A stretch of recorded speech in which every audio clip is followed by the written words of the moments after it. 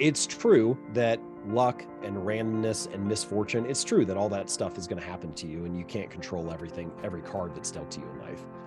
But it's also true that you influence the situation. And so I think you gotta have a dream. The School of Greatness.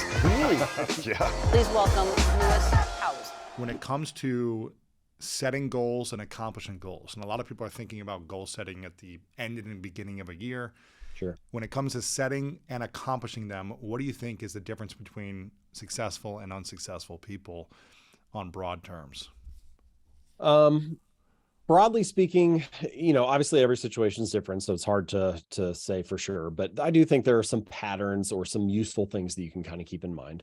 So one of the framings that I talk about in Atomic Habits is a lot of the time everybody starts this conversation with, what results do I want? So people set New Year's resolutions and they're like, I want to be the kind of person who loses a certain amount of weight, or I want to be the type of person who makes, a certain amount of money next year or whatever. And so they set this outcome that they want. And they think, okay, if I'm going to lose 40 pounds, then I need to come up with a plan. So I'm going to follow this diet and I'm going to go to the gym 4 days a week. And so we have the result that we want and we got the plan for achieving it. And most of the time, the conversation stops there.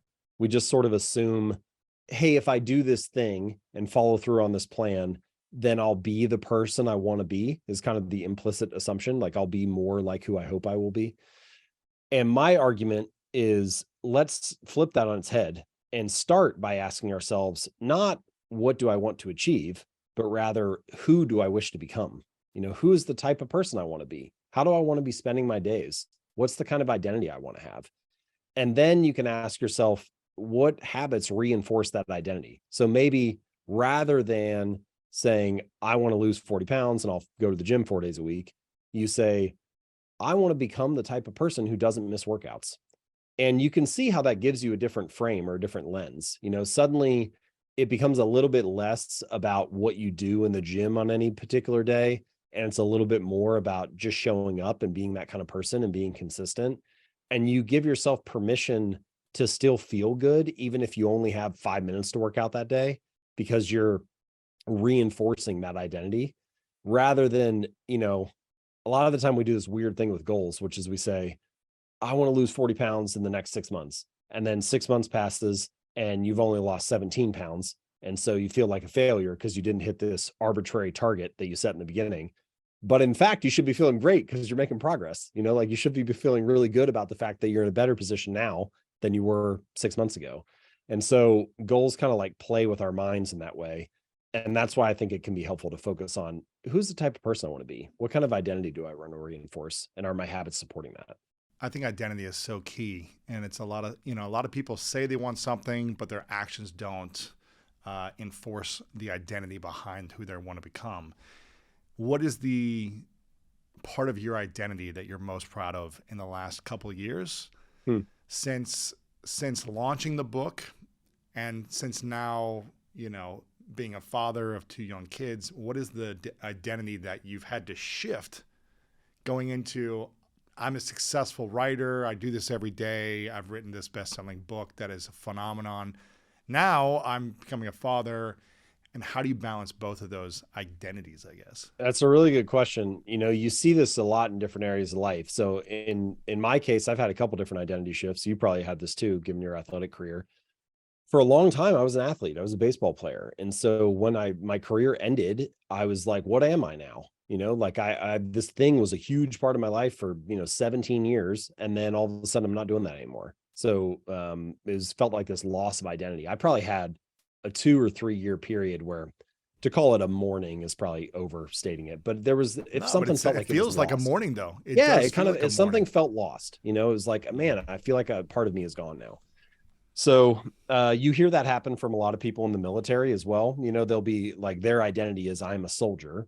And then they leave the military and they become a civilian. And it's kind of like, well, who am I now? They sort of feel like they lost their footing. And the way that I describe it at this point is, I'd like to think about life as a series of seasons. And so one question I ask myself is, what season am I in right now? And so before I had kids and before the book came out, I was in this really career heavy season. And my identity was tied up in like, I'm a very hard worker. I try to always provide the maximum amount of value to my audience. I'm not going to let the number of hours that needs to be done to achieve this or accomplish this outcome like block me from trying. Like I'm just going to work my way through it.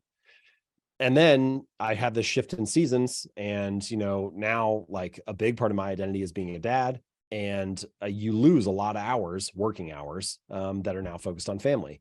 And I love that, right? I love that part of it. I love the family part of it, but I still feel like I lost this other part of being the hardworking entrepreneur. So for sure, I'm still working through that right now. I mean, my kids are young, but it's a signals a shift in seasons. And usually when your seasons shift, your habits often need to shift with it. And I found myself kind of trying to force fit some of my old habits into my new lifestyle, and Like they weren't what? like serving me anymore. Which habits? Main thing that I struggled with were creative habits. So it was all around writing and reading. And usually I was spending a lot of hours each day working on that. And now it's like, hey, instead of having 4 hours a day to do this, now you have 4 hours a week.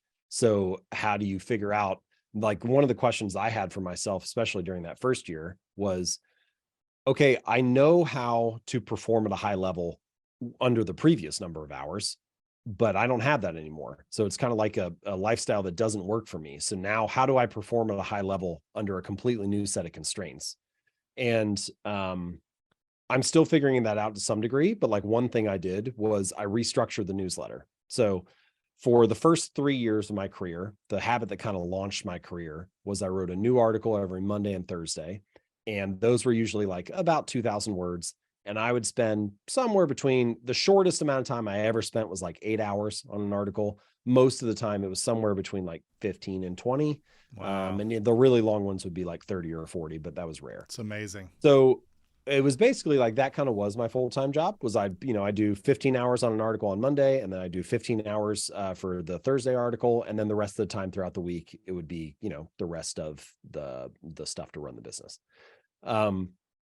And I did that for the first 3 years, but then I had to work on the book. So I kind of changed it while I was working on the book, but I had the same number of writing hours. And then the book comes out, and then I have kids, and now I don't have any of that time anymore. So I restructured the newsletter so that I could do it in a couple hours, usually about 2 hours. So now I can just do it on one day. I just need one morning, and I can do it in those 2 hours, and it's done. And rather than writing these long form articles, now I call it 3-2-1, but it's 3 short ideas from me, 2 quotes from other people, and then 1 question to think about for the week. And this is another thing I try to do just as an entrepreneur in general, but also for my overall life. I like to play this little game, this little like thought experiment, where if I have constraints that I have to stick to, like in this case, I have so much less time than before. It's easy to fall into this story and telling yourself like, well, this isn't fair.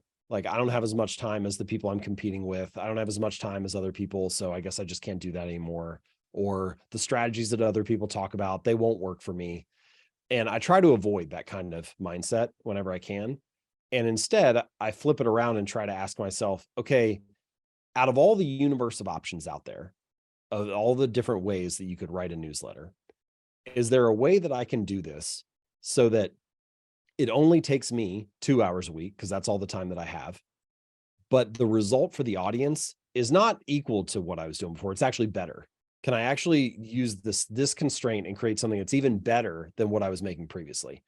And I usually, maybe I'm just too optimistic, I don't know, but usually I'm like, yeah, if you think about, like, it's hard to imagine all the possible options out there. You're like, yeah, there probably is something out there that is better for them and only takes me 2 hours rather than taking me 30. And so it took me probably like 9 months of brainstorming and trying to come up with ideas before I eventually settled on the structure of 3-2-1. But the newsletter is way bigger than it was before. There are way more subscribers. Now, that's not the only measure of whether it's providing value to people, but people seem to really like it, and it definitely is performing well. And, it takes me 1/15 of the time. So I think that can be a powerful sort of little thought experiment to play with yourself if you're facing some constraints, and just encourage yourself to try to think a little more carefully about it. There's usually a path for figuring out a better solution, even if you have constraints. You were mentioning this earlier. It sounds like what people are doing, life is going to happen. Things are going to stack on our plate. Seasons are going to change. There's going to be adversities It's natural. And what I'm hearing you say is that even if that doesn't happen and you're just, have a kid and things just need to change for you and everything's still okay, it sounds like one of the most important habits is to ask better questions. Mm. Is to ask, is this supporting me? Is there a better way? Is there a more effective way? Who could I become that I'll be more proud of? It sounds like you had to ask a different question, a better question, to give you a bigger result in less time and bigger result for you and the audience. I think questions are crucial. It's kind of funny because I spent a lot of time writing about these ideas and trying to share what I learned, with habits and improvement, decision-making, productivity, and all that. And I think it's easy for that stuff to kind of come across as like advice. But I'm not really trying to give people advice. I'm just trying to like lay out a toolkit and say, hey, here's all the tools. Let's lay them all on the table. And then you can choose which one's the best fit for you. Like, I don't really have much interest in telling people what to do. I'm more just trying to like share all the strategies. But the other problem with advice is that it's kind of brittle in the sense that it's very dependent on context. Like someone can give you actually very good advice. They can give you like an idea that genuinely worked for them. But if your context is different, if the timing or the situation is different, or you have different resources, different strengths, it still might not be a good fit for you. Questions, however, are the opposite. Questions, whereas advice is brittle and context dependent, questions are flexible and adaptable, and they shift. They can naturally transform based on the context. So, for example, one question you could ask yourself, like somebody could give you really good advice, so to speak, on what workout program to follow.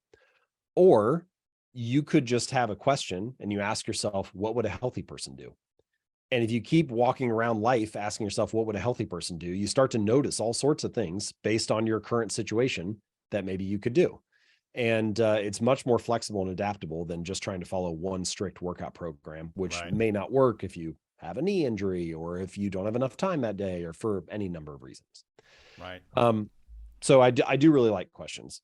And you're right that I had to ask myself better questions to get better answers. I had to ask myself better questions to kind of get myself in a better mindset.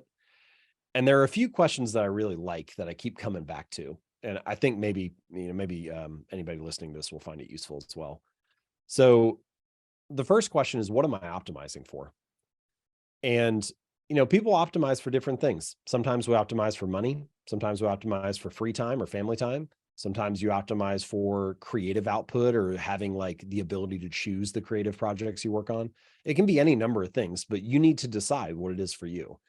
And I think a lot of the time we sort of fall into this rut where we're just kind of optimizing for what we think we're supposed to be doing or what other people are encouraging us to do. And we're not actually optimizing or working on what we actually want to optimize for. So the other challenge with that question is it shifts over time. Like what I'm optimizing for today is different than what I wanted 10 years ago or 5 years ago. So you need to keep revisiting that question and asking yourself, what am I optimizing for? Now, the second question that I like is, can my current habits carry me to my desired future?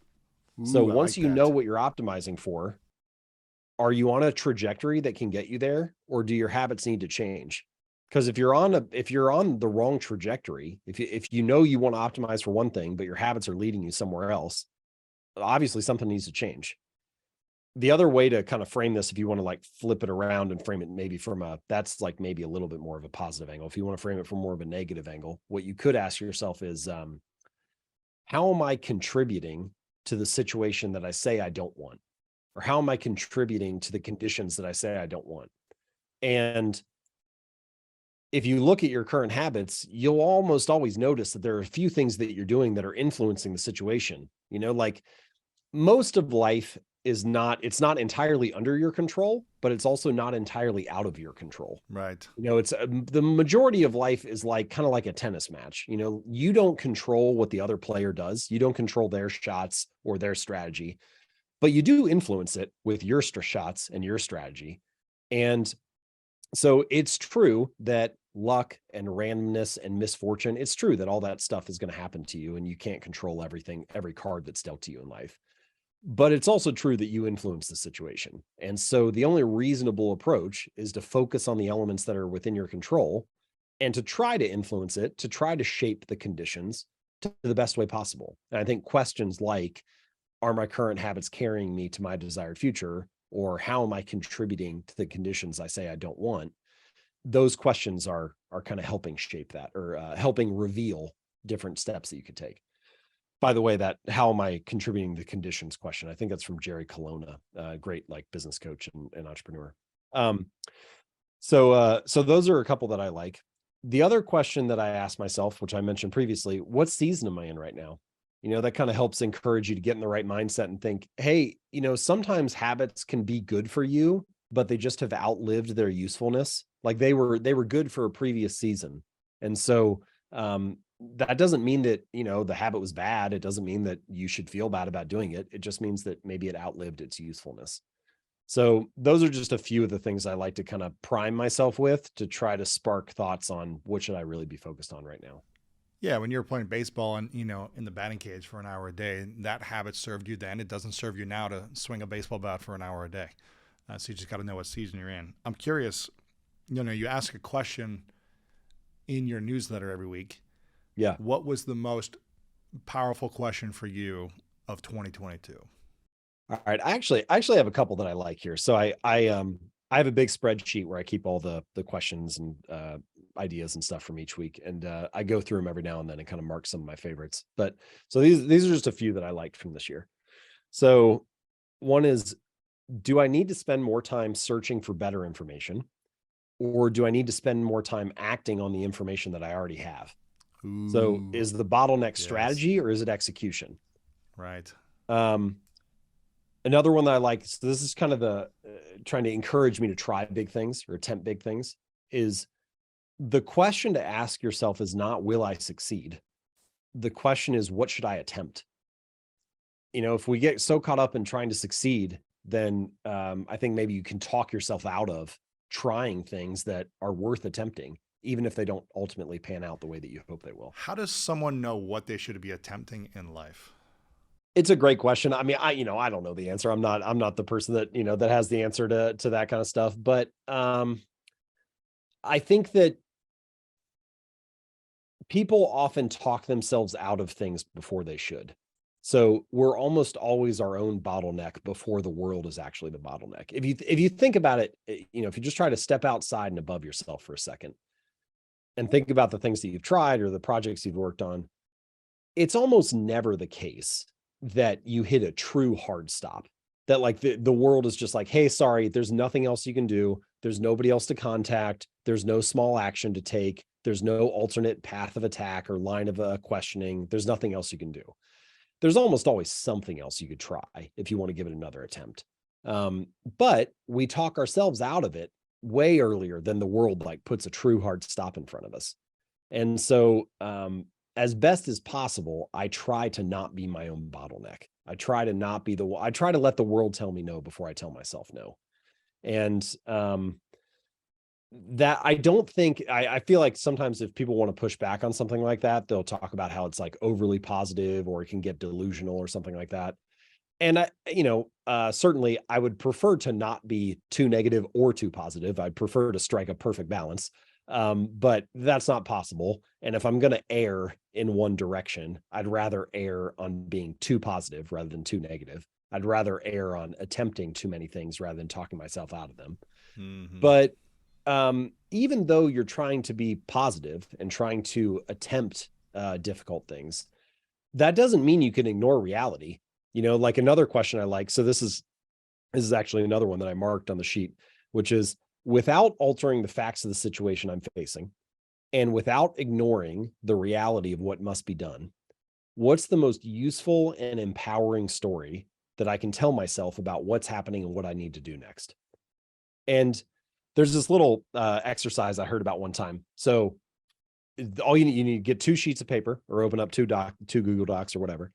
On the first one, you can pick whatever time frame you want for this. Just for this example, let's say it's the last 10 years of your life. Okay. But you could do the last 6 months or whatever.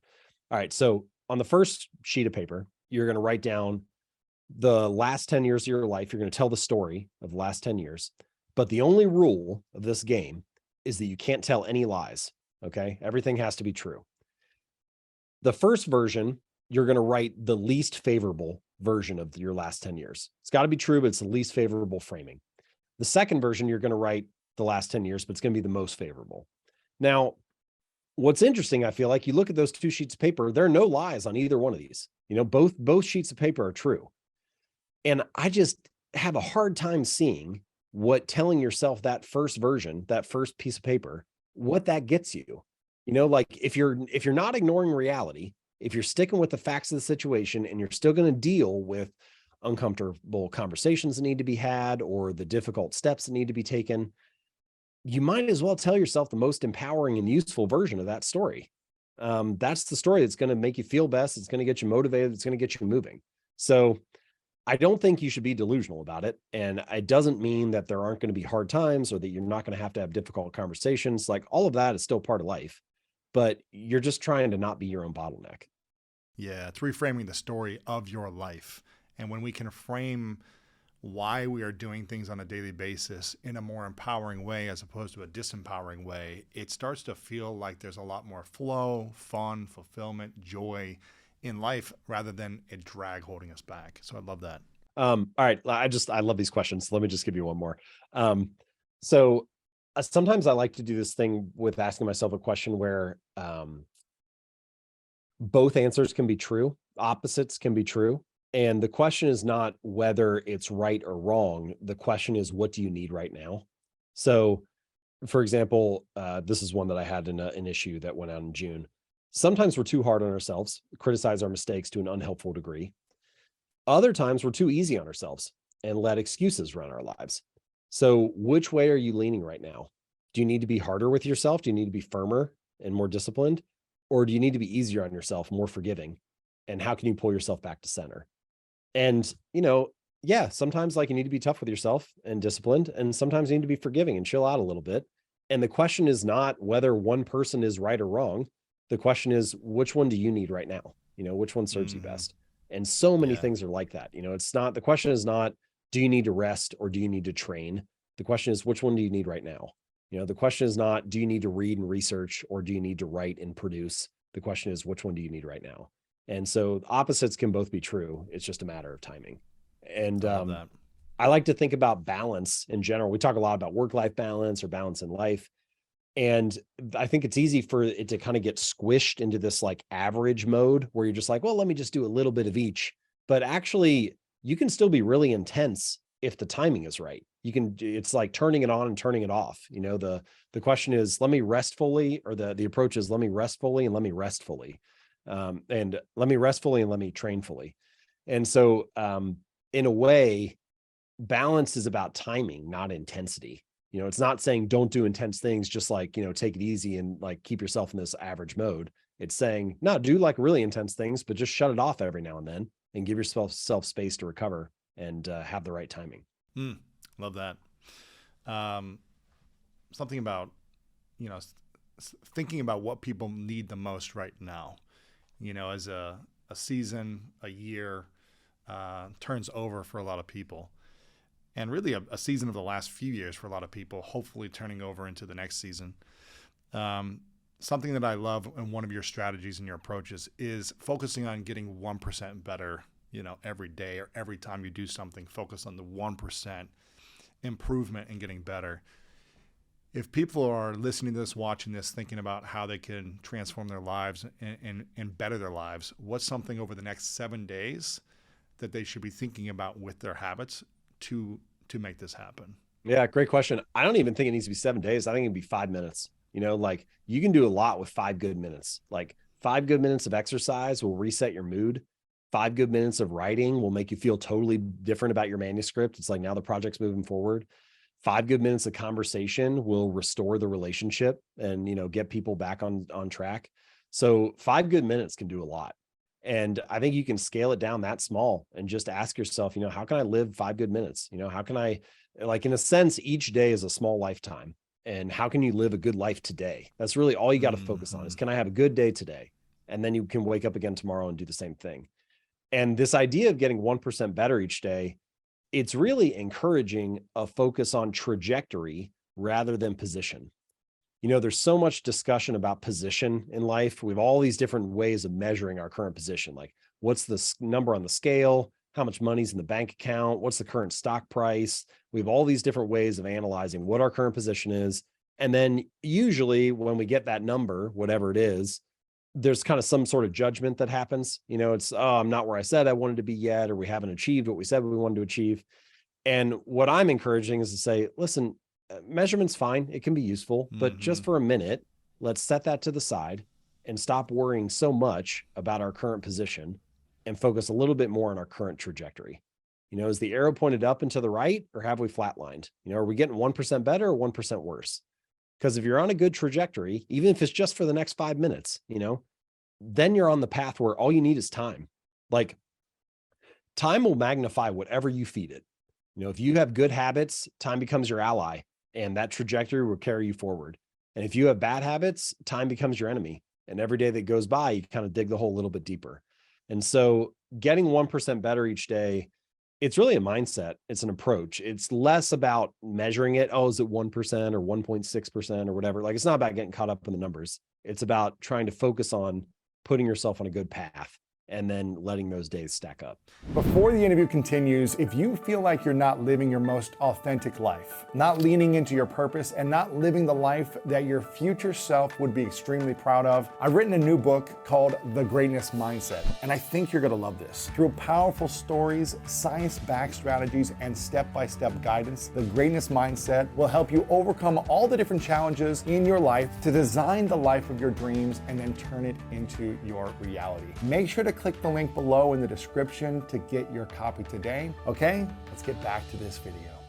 In seeing the trajectory, I love that approach and that mindset. I'm curious, in your opinion, why do you think so many people have the habit of being hard on themselves, even when they're improving and seeing the metrics go up on whatever they're measuring? I mean, it can probably be many different things, and I don't know all the answers. I think one thing that's common is that the results of success are widely discussed and highly visible, and the process of success is often invisible and hidden from view. Like, you'll never see a news story that's like, man eats chicken and salad for lunch today. It's only a story once it's like, man loses 100 pounds. It's only once it's a result that people talk about it. Or like, there's never going to be a story about James writes 500 words today. It's like only a story once. Atomic Habits is a bestseller. And so because the results are the thing that gets discussed so much, and it's not, by the way, it's not that results don't matter. Like, I consider myself pretty results oriented. It's just that I think we tend to overvalue outcomes because it's all we ever talk about. And we undervalue the process because it's not compelling to talk about what's going on a daily basis. So because of all that, I think it can get easy to judge yourself. You could be doing the right thing on any given day. Like, I could sit down and I could write 500 words, and that's actually a really good day, But if the manuscript's still a mess and I'm still a year and a half away from the book coming out and I'm seeing somebody else launch a bestseller this week, then you start to judge yourself and feel like, oh, they have what I want to have, or I'm not there yet, or this is still a mess. I've been working on it for months. Like, this is never going to get finished. It's very easy to fall into that kind of mindset. And especially if you're focused on results. So I think the shift is partially, it just helps to know that working on habits day in and day out, focusing on building a better process and building a better system is how results occur. And that is very obvious to all of us as soon as you say it, but man, it's so easy to forget it on a daily basis. And so reminding yourself that most of your results in life are a lagging measure of the habits that precede them. So your bank account is a lagging measure of your financial habits. Your physical fitness is the lagging measure of your exercise habits. Your even like silly stuff like the amount of clutter in your living room is a lagging measure of your cleaning habits. So many areas of life are largely, maybe not exclusively, but largely influenced by the habits that precede them. And so if you want better outcomes, the thing to focus on is building better habits. And for some reason, we get into this mindset where we're focused on results and we naturally start to compare. And that leads to feelings of judgment, resentment, and negativity, and so on. And if we can just shift it a little bit and just try to focus on having 5 good minutes or living a good day or building better habits, then I think maybe you pull yourself back in the present moment. You focus a little bit more on running your own race and maybe a little bit less on what everybody else is doing. Love that, man. Focus on your own race. over 10 million copies sold of Atomic Habits. If there is anyone who hasn't got this yet, you guys got to make sure you get this. But I'm curious, for those who haven't got it yet and don't know, how long does it take to form a habit? There seems like there's all this different research. This university says this, and this scientific study says this. How long does it take to actually form a habit? And is it dependent on what habit you're trying to create? And are there also are there different stages of building and forming a habit? That's interesting. The stages part's interesting. People don't usually ask that. Okay, so very popular question: how long does it take to build a habit? It does depend on the habit you're building. So there are a variety of studies that show, if you pick an easy habit, it might only take a couple weeks. If you pick something really difficult, maybe it takes 6 or 7 or 8 months, who knows? But it also depends, like the same habit can take very different amounts of time depending on the context. Imagine one person who's trying to build the habit of doing yoga every day, and they live with a bunch of athletes or people who go to yoga studios or whatever. And then the other person is trying to build a habit of doing yoga every day, and they live with nobody who works out, and they kind of get criticized or poked fun at if they do it in front of them. Well, same habit, but very different situations. And so the environment's going to influence how much friction you're feeling associated with that. And obviously that will influence how easy or difficult it is. So I don't really know that the timing tells you anything. There's all these kind of popular myths, 21 days or 30 days or whatever, and there's not really anything to back that up. But there's also a couple studies that say on average, it's like 66 days or something like that. But again, the range can be quite wide, depending on the habit. So I think the true answer, the honest answer to how long does it take to build a habit is forever. Because if you stop doing it, it's no longer a habit, and what I'm trying to get at with that is habits are not a finish line to be crossed. They're a lifestyle to be lived. It's something to integrate into your new normal. It's not like, hey, let me just do this for 30 days or 66 days, and then I'll be a healthy person, or then I'll be productive or whatever. I won't have to think about it anymore. It's like, no, like what we're looking for is a change that you can integrate into your new normal, something you can make part of your lifestyle. And then once it's part of your daily life, great, you can start to look at the next habit and try to integrate that one. And it's kind of this endless process. And maybe that encourages you a little bit more to look for a non-threatening change or a sustainable change rather than just trying to flip a switch. Yeah, and it also sounds like a habit is only a habit, and correct me if I'm wrong, if it becomes and is your identity on a consistent basis. And if it's not your identity, then you're not doing it if it's not your identity. I don't think most researchers would define it that way, but it speaks to this question you asked about stages. And that was kind of the first thing that I thought about when you mentioned that question. So like, let's say, for example, let's just take like a classic habit, like going to the gym and working out. So early on, going to the gym's kind of uncomfortable. You're worried about like, are people judging me? Do I look stupid? I don't know what exercises to do. Like I don't know where to put my stuff. Do they have a water fountain at this gym, or do I need to bring a water bottle? There's like all these like stupid little questions that you're thinking about when you're getting started. And it's definitely not part of your identity. You haven't shown up enough to be comfortable there and feel like, hey, this is just part of who I am. And so early on, the kind of the first stage when you're practicing it, I think the number one thing you need to do is scale it down, reduce the scope, and try to make it as easy and as frictionless as possible to show up each day. So that's probably like stage one, is how do I make this? It's the opposite of what people try to do when they're like, I'm out of shape, I'm going to go every day for the next year, and I'm not going to miss a day, and I'm going to eat chicken and salad every day. Well, and what's interesting is, especially for ambitious people, it's really interesting or really easy to fall into that pitfall, because when you sit down and you think about the changes you want to make, yeah, it's easy to get excited about that. I think implicitly you kind of, even though people don't say it, what the thing that's kind of in the back of their mind is, what can I achieve on my best day? Like, how could I get to peak performance, And instead, I almost think it's more useful to ask yourself, what can I achieve even on the worst days? Like what habit could I stick to even on the bad days? Because then if you start there, now you can start to build some momentum. You can show up consistently, you can establish the habit, and you can keep going. So that's maybe the first stage, is scale it down. The second stage is you start to get some like other rewards associated with it. So you've been going to the gym for a few months, and then maybe you start to see a little bit of a change in your body, or maybe you start to develop some friendships there and you look forward to seeing your new buddy there, and you guys fist bump and you chat a little bit, and it's just like kind of more engaging and fun to do it. to go there and, work out. And so these are like other benefits, things that make the habit feel good, and they kind of help you show up more and more. So you're starting to get these external benefits that are coming along the way. And then ultimately the maybe the final stage or a later stage is now it feels like it's kind of part of my identity. I go like, this is where I would say, so I've been working out for a while now, and it's probably like the habit that I care most about, like in terms of personal habits. It's the one that feels like it centers me, or it's the only time I really get for myself.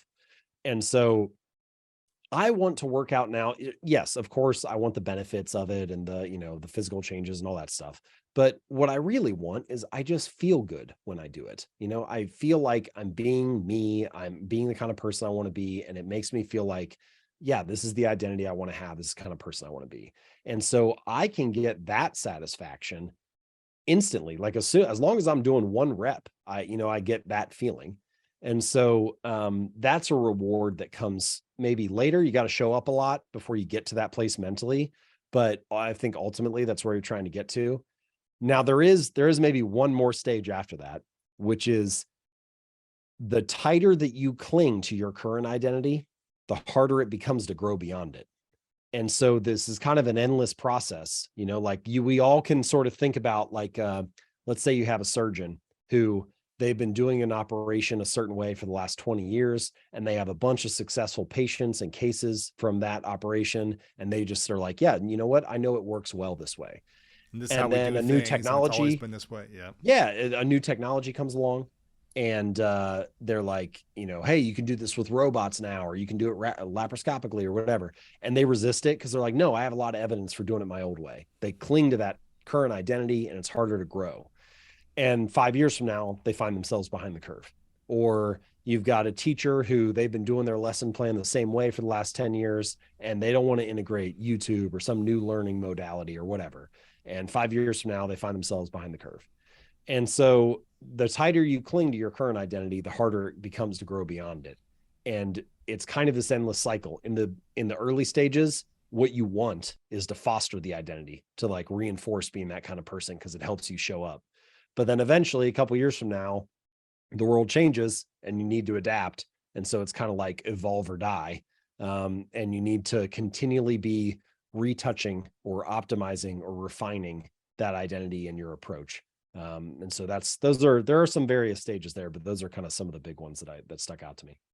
Yeah, and it's like people who are stuck to whatever fax machines, and then it's from faxing to email, and then email to cell phones, and then whatever it is. It's like our grandparents don't keep up with the technology, and then we can't call them on FaceTime because they don't know how to turn it on or whatever. So that's interesting. It sounds like there's different stages to these habits, and it sounds like when you become successful, the habits that got you here may not necessarily get you to the next stage or season of accomplishment, fulfillment, success, health. Is that right? Yeah, it's interesting because I would say there's kind of like two categories. There are habits that are like timeless and we call those the fundamentals of whatever your domain is, like in my case, reading and writing are probably always going to be habits that will serve me as an author, but then there's other stuff, the way that I executed the book launch for Atomic Habits. You know what? Like if I launch another book in 10 years, a lot of those strategies will probably be outdated. And so you need to upgrade and improve. You need to evolve and change. And so there's both the fundamentals that you always need to stick to, and there's just this continual growth and learning process that you also have to be committed to. What's the habit you think you're going to need to innovate over the next 1 to 2 years in this season of life that supported you to getting here, but won't support you to the next level? Yep. My biggest fear is that I know how to write a good book, but the way that I know how to do it doesn't work for me anymore. So I had a period, the last like 6 to 9 months of writing Atomic Habits, where it was just all that I was doing. It was like I would wake up, I'd write for 12 hours a day or edit for 12 hours a day. I'd go to sleep, I'd dream about it. I'd wake up again and do it all over. And that was just like, it was this kind of, I don't know, to call it a dark period is probably too extreme, but it was just like this very intensely focused period.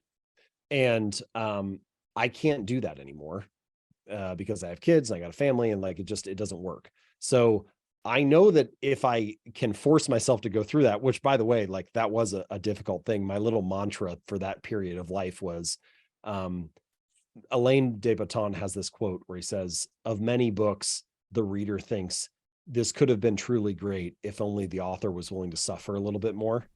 And I just kept telling myself it's that. kind I of was true. like, It's kind of true though. yeah, that was like my little mantra was like, this can be great, but you just have to be willing to suffer a little bit more. Wow. And so I just told myself that like every day. And I just, it can be true and it cannot, it's also not true. It just kind of depends on how you create, For sure. I just can't do it that way anymore. So I have to go back to that little thought experiment that I mentioned earlier, where I've got this new constraint. And so now I have to ask myself, okay, if I can only write for 1 hour a day, how could I write a book that's even better than Atomic Habits? How can I write something even better than Atomic Habits if I can only write for 1 hour a day? Now you got a good question. I don't know. I don't know the answer yet, but that's a great question. That's the thing I'm noodling on for right now. That's the better question that hopefully will. That is a great question. I mean, again, it goes back into maybe you didn't think it was possible with your newsletter because you had to do 10, 15 hours a week on it. And now you're doing 2, and it's impacting people, in a potentially a greater way with the results it's getting. So I think there's a world in which you could write 2 hours a week and write a better book. It's got to be possible. The obvious answer is like, well, it'll just take longer, but I also don't want. But if you had to do it in the same time, if you had to do it in 1 year, I bet there's a way. So that's where the question gets really interesting. If you throw another constraint, and you say, okay, you can only write for 1 hour a day and you only get 2 years. Can you write something that's better than Atomic Habits? I think you would. I think you would because again, you've got 10, 15 years of experience writing now. You know what works. You can do it faster. You can pull into your archives of memory better. You have all the documentation from the previous, you've got this skill now that it should flow more effortlessly if you allow it to. But we'll see. I appreciate your enthusiasm and encouragement about it because I'll need it. But I don't know. We'll see. That's my little task is to see if I can find an answer. I'm curious. It's another personal question for you. When I interviewed Liz Gilbert about, she did Eat, Pray, Love, which I think did 10 or 20 million copies, whatever it's done. It's done over 10 million copies, right? And I remember her talking about, is my best selling work behind me? Yeah. And kind of that, is it, the fear or the worry or the thought about it. Mm-hmm. I'm curious for you, after writing the best-selling book of the year and potentially the decade, I guess, what is the biggest fear that you have moving forward? Is it the fear of greater success? Is it the fear of potentially not it being as successful, what you do in the future, or just the fear of judgment and the opinions of other people, no matter what you do? Yeah. I remember hearing that Adele said something similar like that after she wrote and released Someone Like You, that she was like, it's because I don't remember how old she was, but she was in her 20s. And, she was like, I'll never write a song better than that. And that's kind of a strange feeling to feel like the peak of your career is already behind you. I am trying to not think about it like that. I've had some friends who have written best-selling books as well and have gone through stuff like this. And, I've heard about the Adele example or the Liz Gilbert example. You know what? Like, I'm just trying to look at it as it was a project and it can just be a thing that went really well. It doesn't have to be more than that. It's just, I tried really hard. I wanted to provide a great amount of value and it seems that people like it. And that's great. Like, it doesn't have to become some all-consuming thing that defines every bit of my existence. It's just like, it's a project that went well. And now I'm going to move on to the next project and I'm going to try to do that one well. And I think that's fine. It can just be that. It doesn't need to be more. How do you keep yourself there mentally and emotionally so that you don't feel like you have to deliver something as good or better than the last work?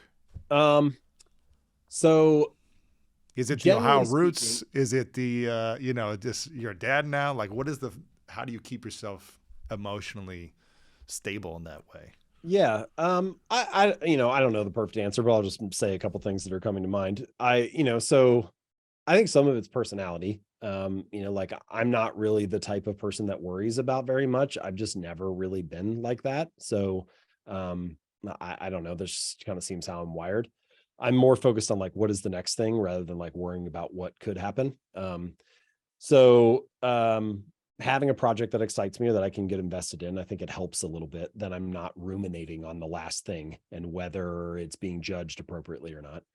One interesting little side effect, and I just want to say before I preface this is the best possible outcome, right? Like the best possible thing is that Atomic Habits did well. So like it comes with trade-offs. It comes with downsides or problems that maybe you didn't think about solving beforehand. But this is what I was working for, like this is Right, like right. this is How partially. can I This is write a like book what that you were gets hoping for. 100,000 copies sold and then it does 10 million globally? You were like, okay, it exceeded every expectation, and then 1,000 times. So it's it doesn't make any sense to complain about the result that you wanted, even if it comes with trade-offs and other problems that you need to deal with.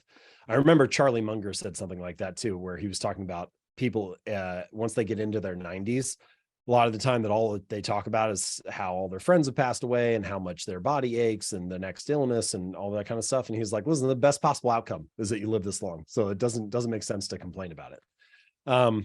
So that doesn't mean that there aren't problems. And one of the interesting, like little problems or unexpected things that unexpected for me is before early in my career, I was trying to get as much feedback as possible. Like I would respond to every email that a reader sent. I would, every message on Twitter, I would look at or respond to. I was trying to get feedback so that I could learn, so that I could figure out what do people like? What do they not like? How can I get better? How can I improve? And now the feedback is too much. So it's crippling to try to, first of all, it's not possible to respond to it all, but even if it was, or you tried to make that commitment, I don't think it's helpful at this point. You're just kind of getting noise, I mean, it's at the point now where I can be pretty confident that Atomic Habits is a good book. I'm not going to say it's the greatest book ever or anything like that. I'm sure that I could have done it better or there are areas that can be improved, but I can be pretty confident at this point that it's good because, 10 million people have bought it. And if you look at the hundreds of thousands of reviews, almost all of them are 4 or 5 stars. But there's still going to be some sliver of people who they read it at the wrong time, or it wasn't in what they were expecting, or for whatever reason, they just Didn't don't speak like to it. them. Yeah. And that's fine, but like there's enough of them now because it has reached so many people that if I just focused on that little segment, I could spend all day just listening to people who don't like it. And that would make it seem like it was this big problem when in fact, it's not a problem at all. Like 98% of people love it. And so there's no issue. There's nothing that needs to be solved. And so just the amount of feedback has scaled to such a degree that weirdly you have to start insulating yourself from feedback because otherwise you spend too much time responding to noise. And that's been a hard thing to figure out a good balance for because I want to continue to learn. I don't want to like wall myself off and not I don't want to become ignorant or unaware of how my work is landing or what I'm saying or how what would be most useful to people. And yet at the same time, there's just way too much feedback to pay attention to it all. So that's been an interesting challenge. I'm not sure how I'll deal with that going forward. What was the habit in the last decade leading up to Atomic Habits of thinking and feeling that was most consistent for you? The most the most consistent thought habit and the most consistent feeling habit that you had created, developed over the decade leading up to it? For the most consistent thought, and I think this is just kind of my core approach to entrepreneurship. The most consistent thought was, I'll figure it out, and so like you're always facing another thing as an entrepreneur. You don't know there's not really any playbook, they're sort of playbooks. There's things other people did to grow their business or there's strategies to use or whatever, but everybody's running their own race and everybody's in a slightly different situation, has slightly different strengths and weaknesses, slightly different resources and opportunities. And so you got to figure that out for yourself. How do I best put all these pieces together? And you need to have that mindset. If you're going to be like, if you don't have the mindset of I can figure it out, well, then you're for sure not going to do it. Just having the mindset does not guarantee it happening, but you need to at least be in that frame of mind. So that was the most common thing that I told myself is whatever the next thing was on the horizon, like I'll figure it out. I'll figure out a way to make it work, or I'll figure out a way to, utilize my strengths to try to, develop a new line of attack for this or whatever, but I'll figure out some solution. The most common feeling, probably the feeling of like waiting, or the feeling of delaying gratification. That was probably the most common thing, was like, you just keep showing up and keep doing stuff, but it's not there yet. Especially in my case, because I focus so much on building the audience first and not on monetizing. And so I didn't really make much money for the first like 3 to 5 years of this business. I mean, so do something for 5 years and try to put your heart and soul into it every day, and then like don't really have the payoff. It's just a lot of waiting. And so, that I was fine with it. Like I had the personality that could work, and I would make money on the side doing freelance gigs, or I would, occasionally have some kind of like, I do like a seminar or a webinar or something that I would sell tickets to, and, I'd present something to the audience. But for the most part, I was just trying to provide as much value for free. And so it was a lot of waiting. And that was probably one of the most common things that I felt. The feeling of delayed gratification, I think if more people learned that skill, that habit, and developed it and nurtured it, they would be so much more, fulfilled, happy, and there'd be so much bigger payoff for them than the instant gratification or the shortcuts and things like that. The key part that made that work for me, the reason I could do it, is because I was still making progress. So I was delaying gratification, but I could still see that things were on a good path. So the newsletter was growing quickly. I was getting good feedback from the audience. Traffic when I would was write growing on articles. your website. Yeah, traffic was growing. I wasn't feeling like I'm putting work out into a vacuum and there's no response. And so because I could see the snowball was building and rolling down the hill, it was easier to tell myself, hey, you're on a good path. Just keep going. You can keep waiting. And when I know you're very connected to a lot of the other kind of writers in our space, and you guys, connect and do masterminds and stuff like that, people that I've known as well for a long time. When you would see other people in your industry, your friend group or peer group, writing New York Times bestselling books over and over again, and, launching this thing and this project, and you're kind of just churning away doing the same thing consistently for 5-7 years before you launched your book, how do you not get discouraged from your peers doing the things that maybe you want to do in the future, but you haven't done yet? Yeah, well, I mean, it's a good question. I think it's very natural to slide into that kind of feelings of comparison and stuff, but I tried to avoid that. Like, I want these people to succeed. I imagine, so like there are two scenarios. There's going to be best-selling books either way. Okay. So they're still going to, they're going to happen either way. Every week they're going to happen. So the question is, do you know the people who are writing bestsellers, or do you not? And I would much rather be friends with all the people doing it than to not be. And I was just looking to learn. I'm just trying to soak up, like, these are really smart people, and they've done the thing that I'm hoping to do. So what can I learn from them, and how can I provide value to them, or help them out, or at least be an ear that can listen to the things that they're struggling with. And so I was looking to try to like build relationships with those people, not to turn it into like a competition, but more turn into like a collaboration, and try to be on the same team. Yeah, I think that's so wise. And I think there's a lot of people that hoard their information, that compete with their peers. And I just think that's a losing battle when you try to compete and be the best and win. That was kind of my 20s, where I was like, how do I be number one and be the best at everything? And then I realized, man, this is exhausting and draining. And then when I launched my show 10 years ago, I was like, how can I make it about everyone else? How can I shine the light on everyone, not make it the Lewis Howes show, but make it the School of Greatness, and shine the light on others like yourself, James, and lift them up and collaborate instead of compete.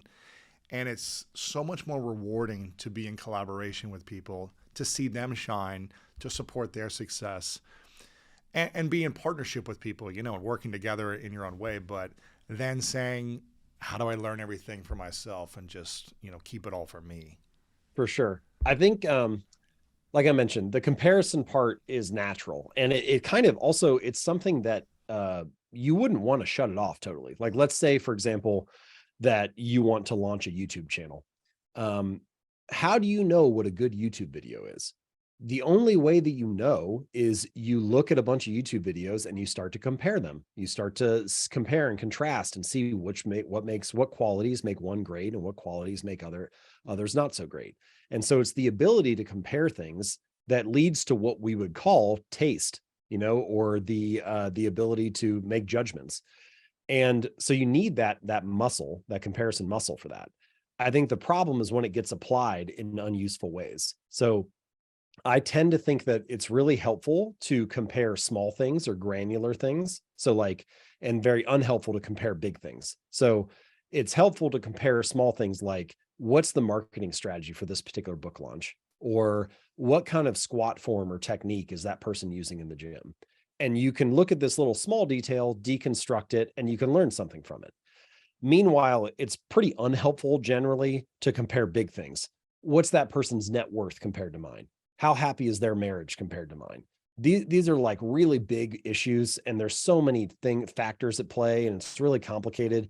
And it's just kind of a losing battle to compare anything like that. It's not really helpful for anybody. But if you can scale it down and deconstruct the small stuff, then yeah, there's often a lot that you can learn. So I think comparison's fine if you keep it in the right lane. For big picture stuff, it's better to collaborate. And maybe for small things, it's better to deconstruct and compare and try to analyze, and then you can figure out how to make it work for you. Right. I'm curious speaking of scales, before the book launched for you, on the scale of 1 to 10, let's call it the joy happiness scale, 10 being you're at peak happiness, peak joy, consistently, maybe some minor moments here and there, but most of the time you're a joyful, happy person, is a 10. 1 is you're miserable. On a scale of 1 to 10, before the book comes out, call it a few months before, where are you on that scale? If you can whenever I get a scale like this, I basically never choose 1 or 10, because I feel like there's 7 billion people in the world. And so there's got to be some other, example out there that's higher than what I'm imagining or lower than what I'm imagining. So I pretty much never select those. But having said that, well, a couple of months before the book came out, I was really quite happy because I was done with the book finally, and I've been working on it. If you went like maybe say a year and a half or 2 years before the book came out, that was a really tough period because I was in the middle of working on it. But I generally consider myself to be a very happy, positive person. And so even years before I got the book deal, I wasn't making much money, but I had this audience that was growing. I was quite happy then, I was, even before I had a career and I was just a regular college student, I was quite happy then, and so I think this is actually a very important version of mental toughness, which is mental toughness often gets framed as grit, stubbornness, discipline in the face of challenge. I'm going to force my way through it. But I think there's another version of mental toughness, which is flexibility, adaptability. Things like, I can be happy no matter what I'm working on. I can be happy no matter who I'm hanging out with. I can make this work no matter what resources I have available. And mindsets like that are actually very robust and resilient. They're very mentally tough because your mindset, your mood is not dependent on your conditions.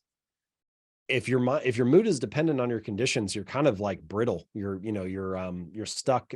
You're beholden to the situation, and you're being held hostage by it. And so I don't want my happiness to be held hostage by the situation. Like, I'm going to be happy no matter what I'm working on. I'm going to be happy no matter who I'm hanging out with.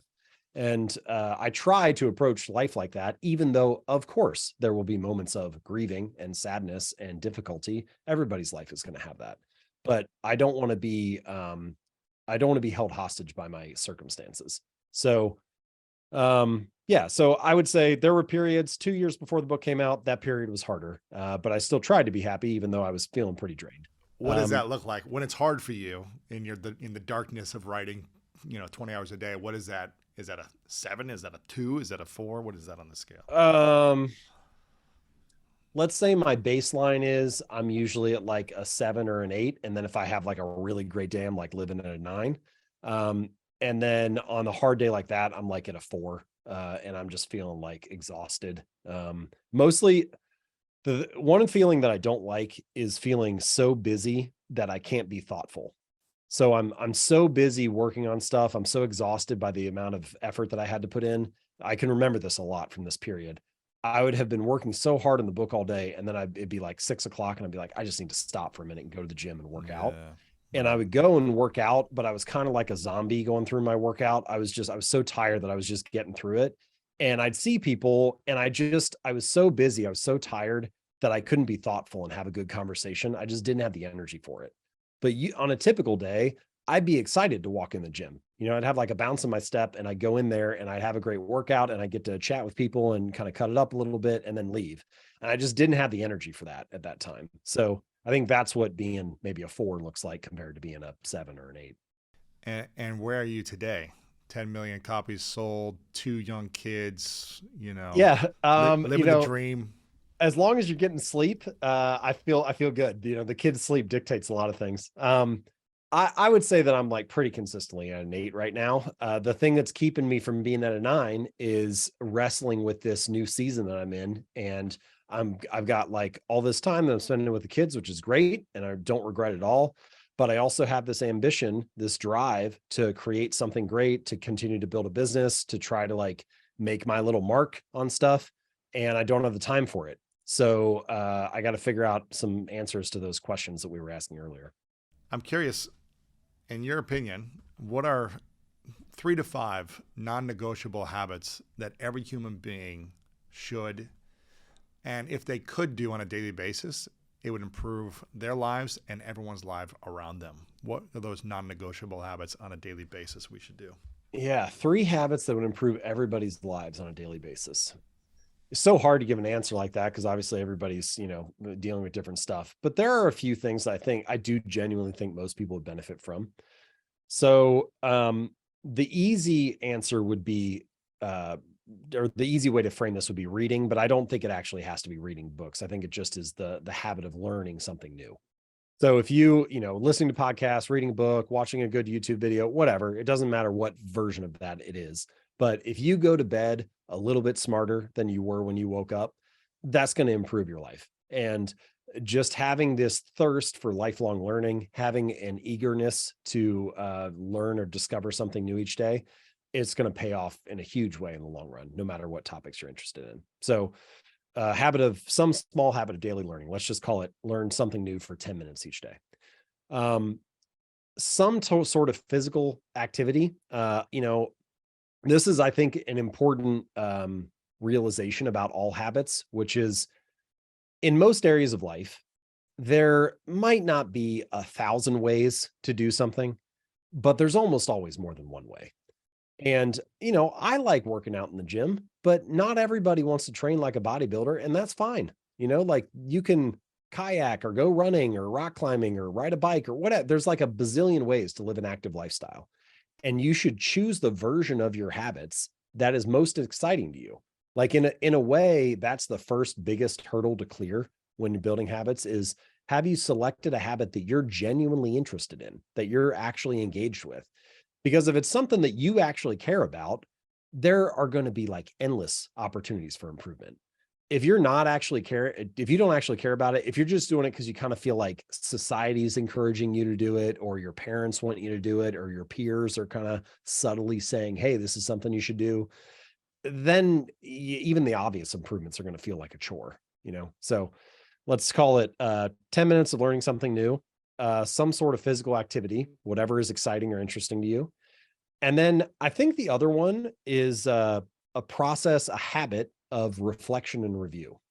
So it's very easy in life to be so busy or working on stuff heads down, or just have the next task come up, whether it's things you got to do for your kids or responsibilities at work, that you never take even 5 minutes to step back and just breathe and ask yourself, am I working on the right thing? Am I directing my attention and energy to the highest and best use? And boy, there is nothing so wasteful as working hard on the wrong thing. Like so many people work really hard, but are you directing your energy and attention to the best spot? And so the only way to discover that, like, I know I'm not smart enough to figure it out on the first time. Like I can't just sit down, give me 5 minutes and be like, oh, this is exactly what I should be focused on. It takes iteration. It takes refinement. It takes a process of reflecting and reviewing and looking back on the previous day and be like, hey, was that a good way to spend my time? Like, did I live a good life today? And the more that you do that, the more you start to course correct. And the other tricky thing, and the reason this needs to be a habit that you revisit consistently, I don't necessarily think it needs to be daily, but consistently, is the answer changes over time. Like what you want shifts over time, the situation you're in, or the resources you have, or the time you have shifts over time. And so you need to keep coming back to this. Maybe it's every week, maybe it's once a year, but whatever it is, you need a chance to reflect and review and to try to ask yourself, is there a better way to do this? Am I working on the right thing? Am I working on what actually matters? Am I directing my attention and energy in the highest and best way? Yeah. And how important is accountability then in your mind when we are taking on these new habits for ourselves? Is it important to have self-accountability, buddy accountability, coach accountability, social accountability? Do those support habits, forming these consistent habits? And what other factors are in play there? They definitely support them, or hinder them potentially, depending on the people you're around and the group that you're part of. Ultimately, the form of accountability that matters the most is self-accountability. It's almost impossible to exceed the standards that you have for yourself. Like that almost always sets the baseline. If your beliefs or your standards are almost always going to be the limit on what you allow yourself to do or what you accept. Now, it's easier to stick to high standards in a supportive environment than it is in an unsupportive one. So there are a lot of things that can influence whether you want to maintain that standard, but ultimately the standard you hold yourself to is going to be the most important thing. Now, having said that, I do think that the social environment, the tribes that you belong to, influence your habits in a really dramatic way. So if I had to pick one topic that I think is even more important now than I realized when I was writing the book, I would probably say the social environment. We're all part of multiple tribes. Some of those tribes are like really large, like what it means to be American or what it means to be Australian. Some of those tribes are small, like what it means to be a neighbor on your street or a member of the local CrossFit gym. But all of those tribes, large and small, they have a set of expectations. They have a set of social norms. They have a set of beliefs that, hey, this is how you act in this group. This is what's normal and expected. And the more that your habits align with the expectations of the group, the easier it is to stick with them, the more like appealing and attractive they are, because they signal to the people around you, hey, look, I belong too, like I'm part of this. And the more that they go against the grain of the tribes that you belong to, the harder they are to stick to, because you start to get criticized for them. And if people have to choose between, I have habits that I don't really love, but I fit in, I belong, I'm part of something. Or I have the habits that I want to have, but I'm cast out, I'm ostracized, I'm criticized. I mean, the desire to belong will often overpower the desire to improve. Belonging the loneliness will lose to belonging. And so you need to get those two things aligned and join groups where your desired behavior is the normal behavior. It is so true. And it doesn't mean you can't make it happen. There's a great example that came up this week. Someone on my team, on our team call, said, I asked everyone on the call, I said, what is one thing you want to let go of next year for your life? Like, what's one thing that's not serving you right now that you want to let go of? And this person said, I want to let go of drinking alcohol. Or at least drinking as frequently as I do with the social circles that I'm in. And I thought that was interesting because I've never been drunk in my life. I don't drink. It's not a part of my identity, right? I never did it from sports. And then after sports, I was just like, why? It didn't make sense to me. Nothing good or bad about it. It just wasn't fitting my values personally.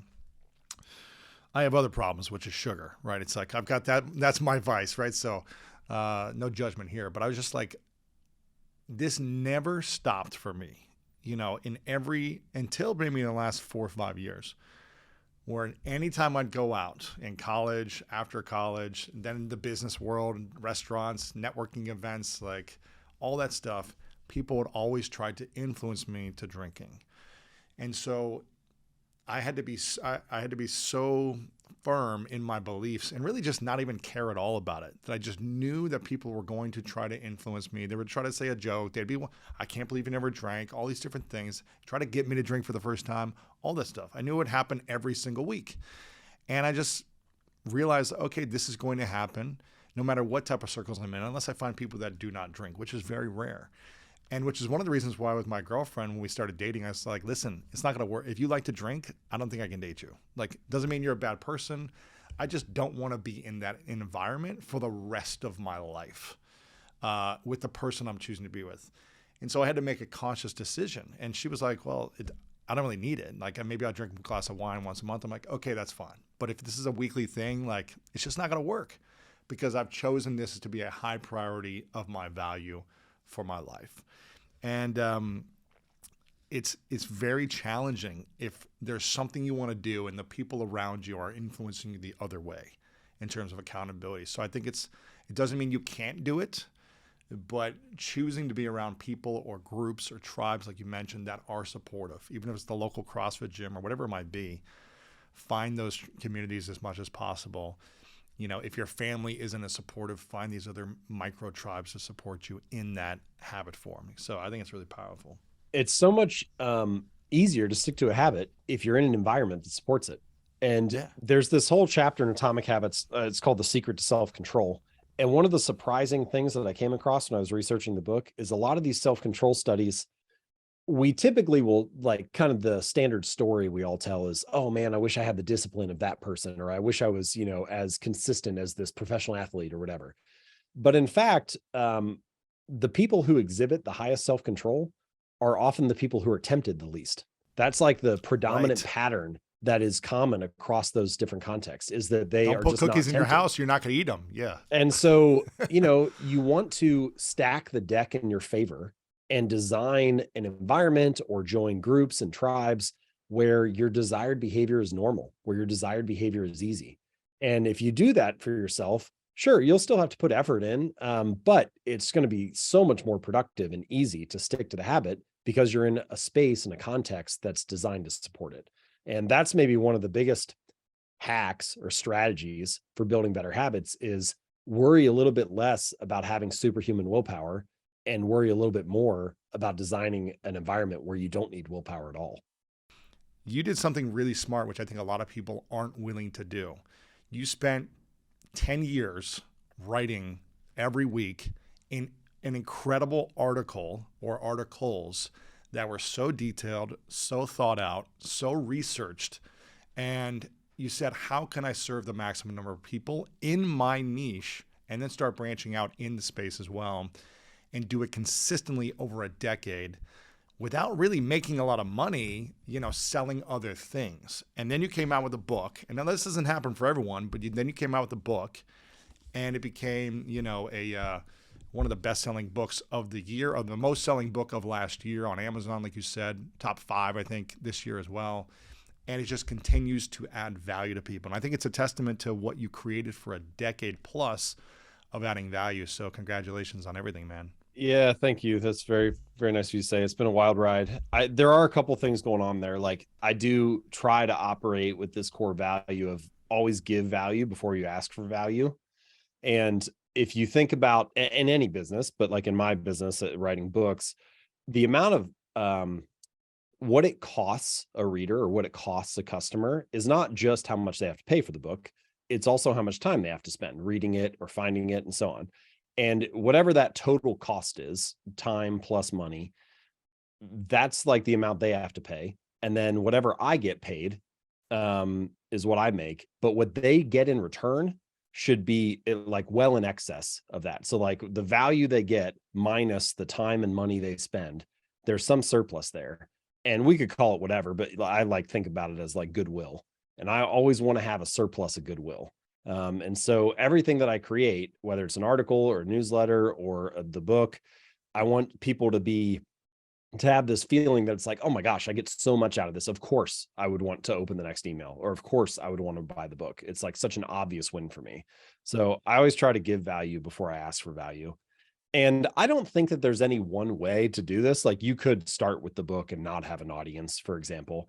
But the way that I did it is I wanted to focus on building the audience first, building the platform first, give as much value as possible, get the audience as large as possible. And then I was able, you know, I didn't have any credentials, right? Like, I don't have any background and there was no reason for me to get a book deal. I was just a guy with a blog. And the only reason that any of the publishers in New York met with me is because I spent that time building the email list and developing the audience. And then that got my foot in the door and got the book deal. And then of course you have to execute well on that and create something valuable. And then, ultimately the book being a hit was sort of just all this potential energy that had been built up for 2 years or 5 years or whatever. And then it being released when the book came out. So to a large degree, I kind of think that's the hardest thing about writing books is all the work is up front. You have So much to work. build the audience and write it and edit it and make the marketing plan and start to record interviews and execute on that. You have to do all of that stuff before you sell a single copy. And most people are just not willing to delay gratification that long. It's probably, depending on how you measure it, Atomic Habits took somewhere between like 3 and 6 years. Definitely at least 3 years, because that's how long it was from when I got the book deal. But I was doing a lot before I even got the book deal. It's just a long time to work on something without making a cent from it. And so if you're willing to do that, then you can get a great result. And here's the challenge though. Sometimes people are willing to do that and they don't get the result that they're looking for. They go all in, they take 2 years or 4 years working on the book, and it's not maybe a flop, but it doesn't get the expectation they might have of like, oh, it's going to sell 10,000 or 20,000 copies or 100,000 copies. And they realize actually how hard it can be to sell books. And that can be discouraging for people too, and say, well, okay, this didn't work, I'm not going to do it again. But I think that's not the way to look at it. It's like when you think, whenever I do any project, and I remember I started this with my podcast 10 years ago, it'll be 10 years in January. I said, if this impacts one person in a positive way, it's worth it for me at the time, right? And I think about that with my books and my work, where it's like, if this can, yes, I have goals, and yes, I want to do certain things, but if it can impact a few people and really support them in getting out of a lot of pain or overcoming some challenge that's been a hurdle for a long time, then it'll be worth it for me. Yes, I want to make money. Yes, I want to make, return on my investment, all those things, but I think when we get caught up in that focus, we lose sight of the true purpose of it, the mission of why we're creating something. Well, the two things are connected. Part of it, like I was just saying, if you do a good job of delivering value to people, solving their problems or helping them in some kind of genuine way, then it tends to be the case that those sorts of products sell better and, spread wider.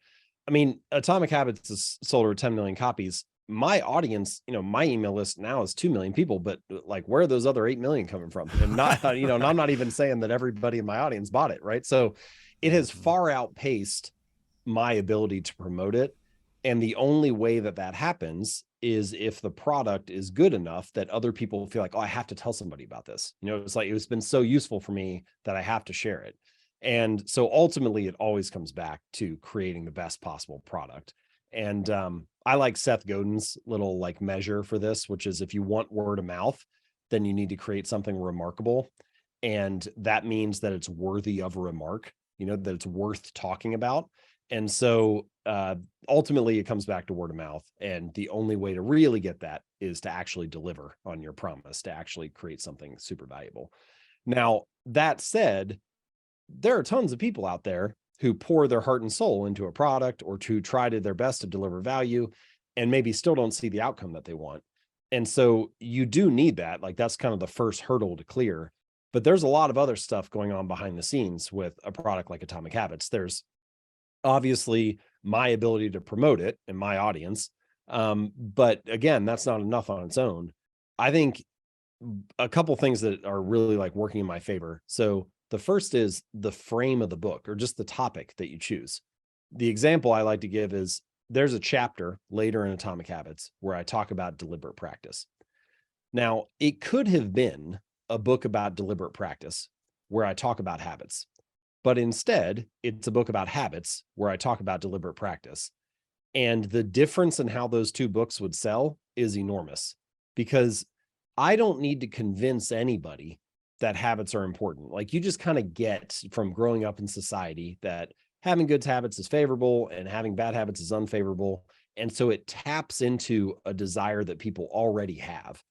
And what I have to do is to say, hey, this is the best possible solution for that problem. This is like if you want the most comprehensive guide on the topic, if you want to see all the tools and strategies laid out in an easy to understand way, and if you want these strategies to be easy to apply, this is the book that'll help you do it. But I'm not trying to convince people that it's worthwhile at all. And I actually think, even though most authors don't think about it that way, a lot of the time they are kind of fighting an uphill battle. They're trying to convince people to care about a topic or a framing or a positioning that they're just not naturally interested in.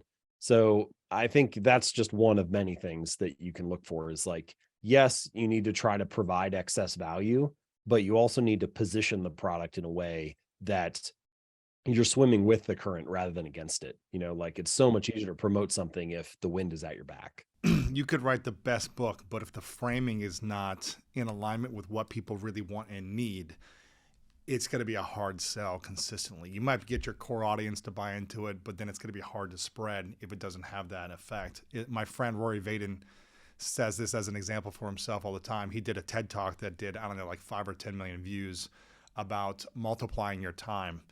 And then he wrote a book essentially around the TED Talk that's called Procrastinate on Purpose. And he's like, if I would have changed the title to how to multiply your time, or whatever, something around multiplying time. Yep. He's like, it probably would have sold a lot more, but it was the same content, but a different framing and a different cover and a title, that people are like, why do I need to procrastinate on purpose? It doesn't make sense to me, but I want to multiply my time.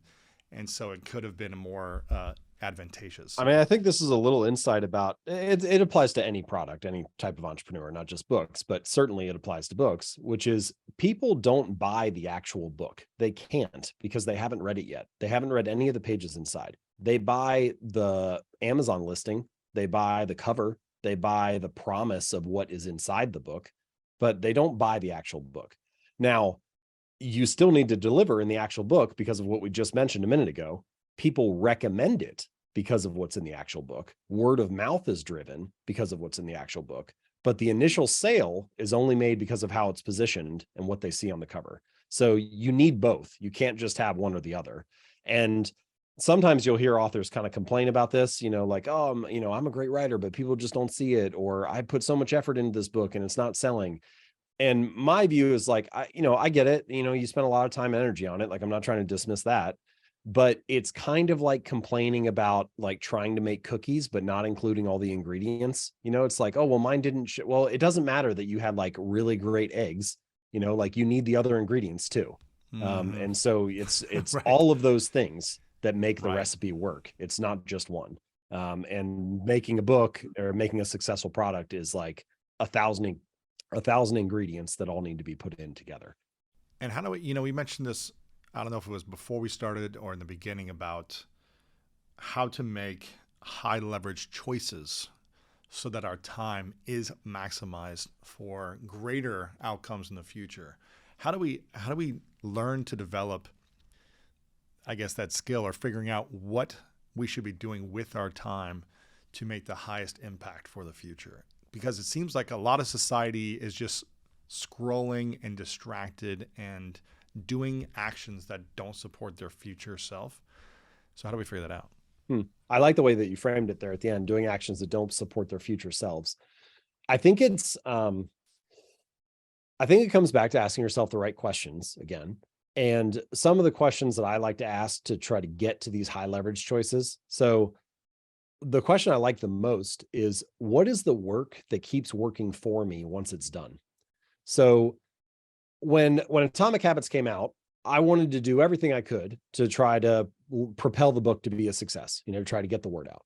So I did all kinds of interviews, and some of the interviews that I did were on radio.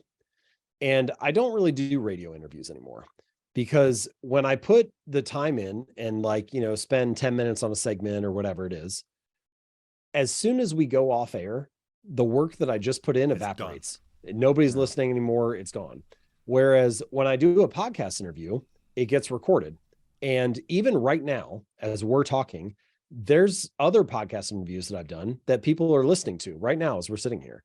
And so in a sense, there's almost like multiple versions of James out there, that are like still working for me. The past James is still, those hours that he put in are still delivering value. And so if you can take that question seriously, what is the work that keeps working for me once it's done? And you don't need every minute of the day to be spent on things like that.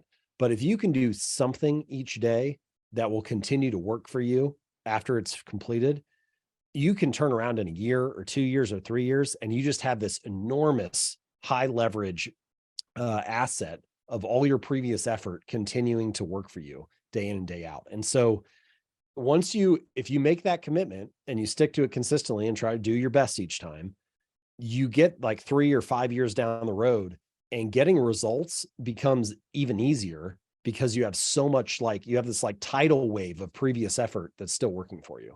So I think that's the core question to ask for taking high leverage actions. I think I'm so glad you said this, and I'm going to ask one of my producers, either Chris or Mike or Travis, to just type in on my notes page right now how many views the last interview with James got on YouTube total, and then also in the last month, how many views did it get? So an action we took 4 years ago, how many views did it get total? And then also in the last month, just type it in at the end of my doc so I can see it when you guys get that. My friend Rory Vaden has this acronym, this kind of method he calls DARES, that we as entrepreneurs or individuals should be creating DARES in our business. Digital, automated, reoccurring, evergreen, and scalable. And I love the evergreen, scalable, automated, something that you can take action on now. A blog post that you wrote 10 years ago is still getting traffic today. It's still serving you today. It's still getting you, opt-ins today for your newsletter. It's still getting you book sales. It's something you did 10 years ago is still helping and serving you today. And I think and this is why I love your analogy about, radio versus a podcast or YouTube or something like that, or a long form article. Something we did as on our show years ago, started recording and filming and putting them on YouTube, serves us today because it keeps getting views and shared and things like that. So I think it's really cool that you said that. I'm seeing the total views that we have just on the YouTube is over almost 360,000 views. Last 30 days, 8,000 views. And yesterday, 250 views. So something we did 4 years ago, 250 people watched it yesterday. And who knows, maybe 5 people bought the book, or even if it's one person. And if you think about that in real life, if you give a talk to 250 people, you've like kind of, you got this like full room. And it's like in a sense, it's like we're doing that every single day. And that's just for like this little version of James and Lewis, it's just that day's work. And you can do that again the next day and the day after that. And you can see how a commitment to those kind of high leverage activities can really compound over time. Make sure you guys get the book, Atomic Habits, if you haven't got it yet. If you're not one of the 10 million people who've already bought this, make sure you get it. There's going to be at least one chapter in here that will serve and support you now, and your future self will thank you. So make sure to get this and get one for a friend. Also, your newsletter is extremely inspiring, powerful. Over 2 million people have subscribed to it. 321 newsletter. Make sure you guys go to jamesclear.com and you can subscribe. It'll be up there on the homepage, and you can find a place to subscribe to it there. I also love all your social media stuff. I don't know if you've got a team doing that for you or what, but it's like, if you guys want more bite size from the newsletter, you post all that stuff. You do it on Facebook and everything else. I love all that. So make sure that people follow you on your social media. You don't do a lot of personal stuff there, but your content is there, which I love. So they're always just it's a very weird Instagram account. There are no pictures of me. It's just ideas. That's partially just because like I'm not interested in really being out there as an individual, but it's also because I feel like it's a useful handicap. Like if the Instagram account or whatever is only text, the ideas better be good, because I don't have anything else to hide behind. It's like, listen, this either is providing enough value that people are going to follow this weird account that only has text, or it doesn't. And I like kind of putting that sort of challenge on my shoulders. And it's like, listen, you got to deliver this week again, because the text is the only thing there. So it's anyway, but yes, feel free to check that out, and feel free to check out the newsletter. How else can we as an audience community be of service to you in the best way in the next year moving forward? Oh, that's a nice question and very generous. But honestly, like the main thing is I'm just trying to be useful. Like people have written about habits for a long time and they're going to keep writing about them for a long time after me.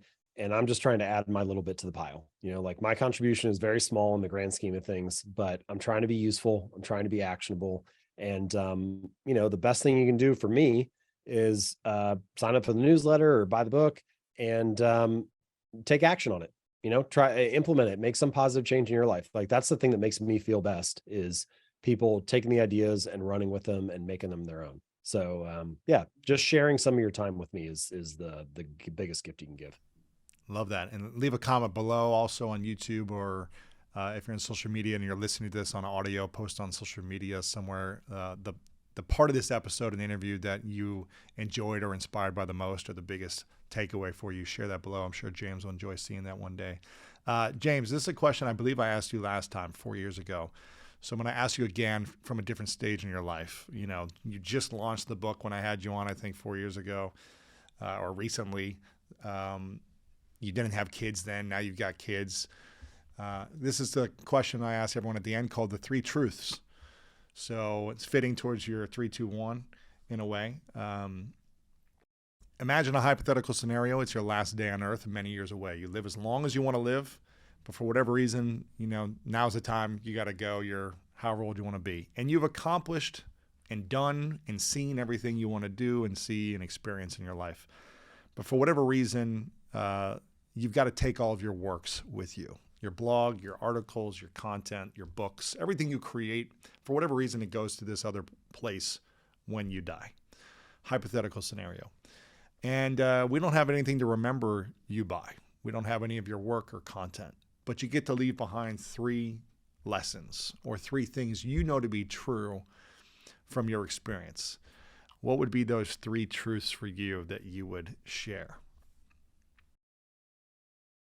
All right. The first lesson is I'm happiest when I'm creating something.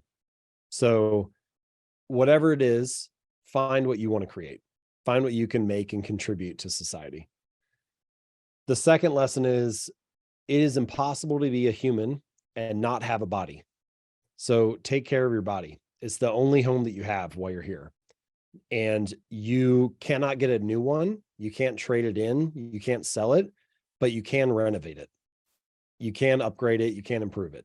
So the better condition your physical body is in, the more likely it is that you'll be able to make whatever contribution it is that you want to make, or spend your time in whatever way it is that you want to spend it. And then the third lesson is all you have is time. And so the way that you spend your days is the way that you're going to spend your life. And a lot of the time people start by asking themselves what kind of results they want, but don't actually think about how do they want to be spending their days.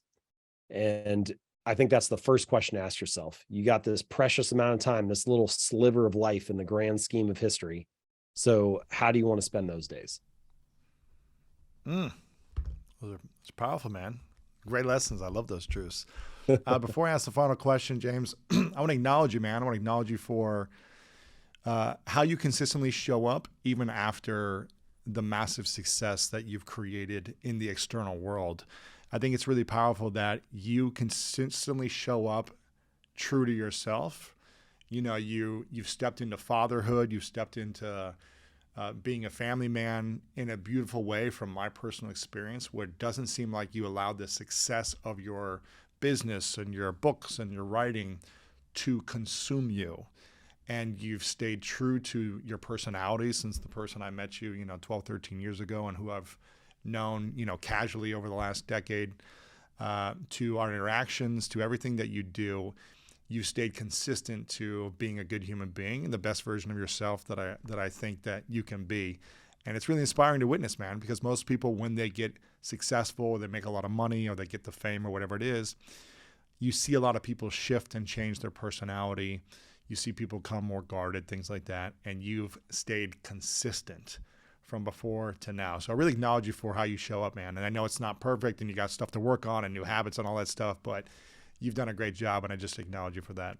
Yeah, thanks, Lewis. I really appreciate that, man. That's like probably one of the nicest things that someone could say to me. So thank you. I'm just trying to be useful and helpful. And, produce things of value, but also like my career should serve me. Like I'm not trying to serve it, like it's just a tool. It's just a thing. Like again, Atomic Habits can just be a project and the business can just be a business. It doesn't have to be everything.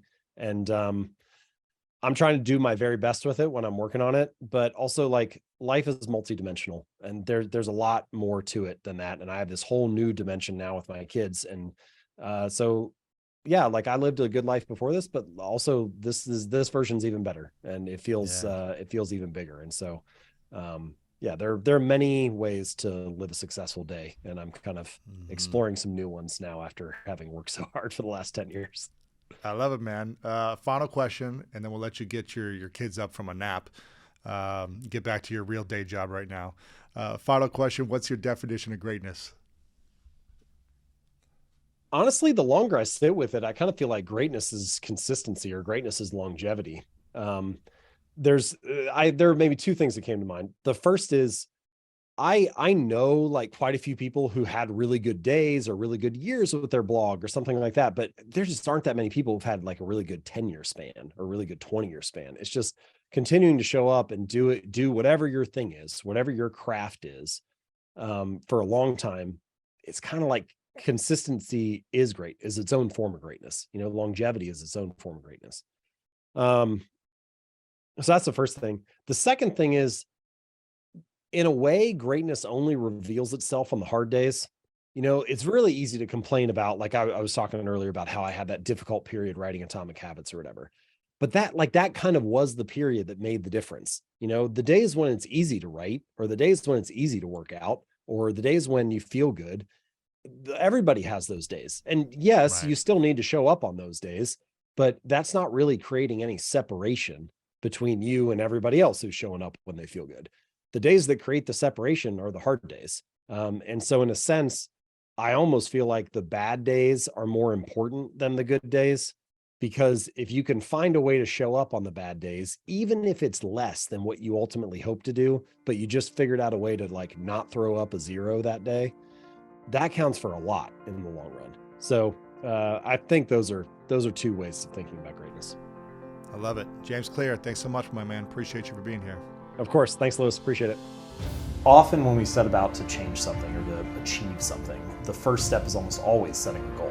And this is coming from someone like I was very goal oriented for a long time, right? Like I would set goals for the things I wanted to do in sports, the goals for the grades I wanted in class, the goals for how much money I wanted to make in my business. And sometimes I would achieve those.